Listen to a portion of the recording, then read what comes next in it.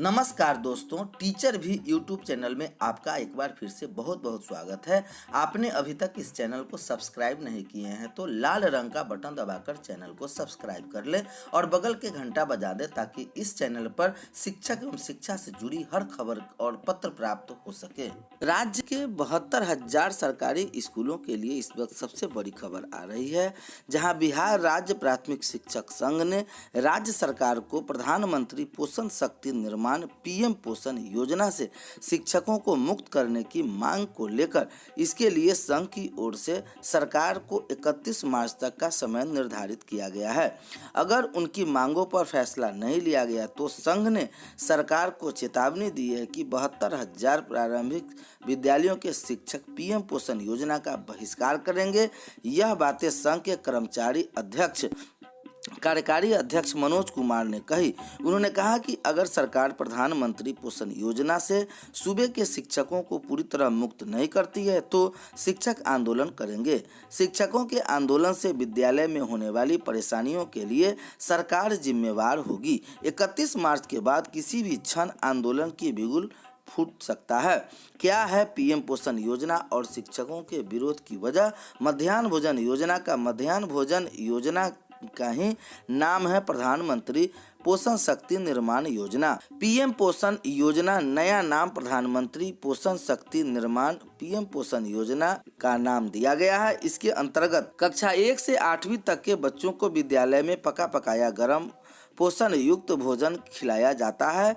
इस नए नाम के साथ उनके वित्तीय लेन देन भी नए तरीके अर्थात PFMS public finance management system से किया जाएगा। पीएफएमएस एक केंद्र सरकार द्वारा वित्तीय लेन देन करने की ऑनलाइन व्यवस्था है जिसे द्वारा सभी आय और व्यय किया जाना है। यह एक सॉफ्टवेयर है जिसका उपयोग विगत कई वर्षों से मध्याह्न भोजन योजना में जिला स्तर पर किया जा रहा है, लेकिन अब इसका उपयोग विद्यालय स्तर पर भी किए जाएंगे। इससे पहले जिला कार्यक्रम कार्यालय से प्रधानाध्यापक विद्यालय प्रधान के खाते में MIS के अनुसार मध्याह्न भोजन योजना चलाने के लिए राशि उपलब्ध कराई जाती थी। उक्त खाते से चेक के द्वारा नगद राशि निकालकर बाजार के किसी भी दुकान से विद्यालय द्वारा सामग्री क्रय किया जाता था, अर्थात सभी नगद व्यय करते थे जो अब नहीं किए जाएंगे। बच्चों के पोषण के जांच के लिए राज्य भर में चलेगा अभियान।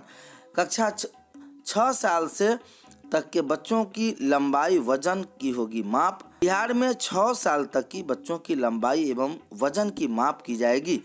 बच्चों की पोषण संबंधी कठिनाइयों को दूर करने को सामुदायिक भागीदारी सुनिश्चित कराते हुए देशव्यापी स्वास्थ्य बालक बालिका स्पर्धा का आयोजन 21 से 27 मार्च तक किया जाएगा। इसके लिए संबंधित जिले के डीएम नोडल पर्सनल होंगे। राज्य के समेकित बाल विकास सेवाएं निदेशालय के निर्देशक आलोक कुमार ने जिलों के जिलाधिकारी को पत्र लिखकर स्पर्धा आयोजन के संबंध में आवश्यक निर्देश दिए गए हैं।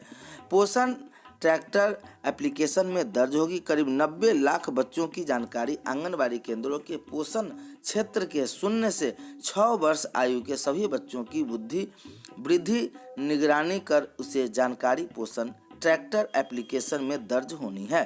राज्य में ऐसे करीब 90 लाख से अधिक बच्चों से जुड़ी जानकारियां एकत्र की जाएगी।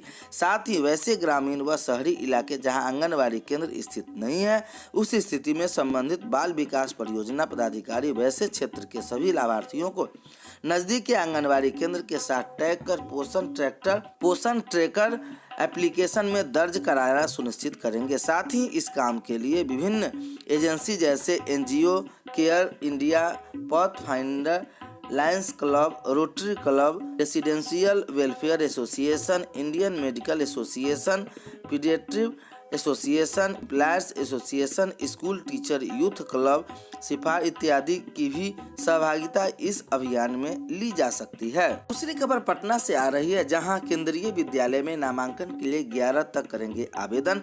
18 अप्रैल को जारी होगी चयन बच्चों की पहली सूची। कक्षा 2 से ऊपर के लिए 8 अप्रैल से आवेदन। कक्षा 2 एवं उससे ऊपर के कक्षाओं के लिए आगामी 8 अप्रैल से आवेदन शुरू हो जाएगा तो 16 अप्रैल तक चलेगा। कक्षा 2 से ऊपर के लिए चयनित बच्चों की पहली सूची 21 अप्रैल को जारी की जाएगी। इसका नामांकन 22 से 28 अप्रैल तक होगा। 30 जून से पूर्व सभी कक्षाओं में नामांकन की प्रक्रिया पूरी कर ली जाएगी।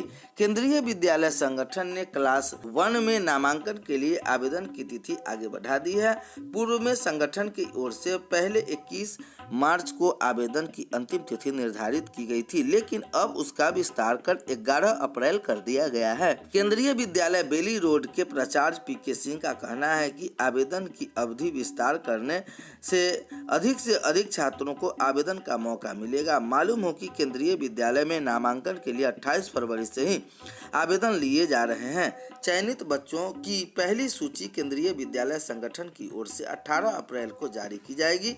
वही दूसरी सूची 25 अप्रैल को जारी होगी। तीसरी सूची 2 मई को जारी होगी। इसके बाद संबंधित प्रमाण पत्र के साथ नामांकन करा सकते हैं। मैट्रिक के रिजल्ट में इस बार होगी देरी। बिहार बोर्ड के मैट्रिक रिजल्ट में इस बार देरी होगी। मार्च में इसे आने की संभावना नहीं बन रही है। इसके पीछे की वजह है कि चंपारण के डीएम की रिपोर्ट, इस रिपोर्ट से मार्च में रिजल्ट आने में उम्मीद टूट गई है। डीएम के रिपोर्ट में नकल की पुष्टि की गई है।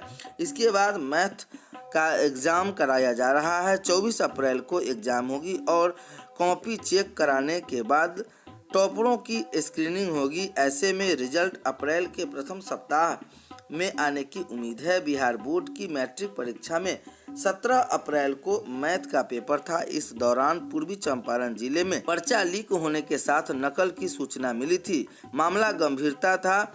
इसमें जांच के लिए डीएम ने एक्शन लिया था। डीएम की जांच में नकल की पुष्टि होने के बाद बोर्ड की रिपोर्ट की गई। यह निर्णय लिया गया कि एग्जाम दोबारा कराया जाए। इसके बाद बोर्ड ने परीक्षा का प्लान किया और पूर्वी चंपारण के 25 सेंटर पर मैथ के पेपर का दोबारा एग्जाम कराने का पूरा निर्णय लिया।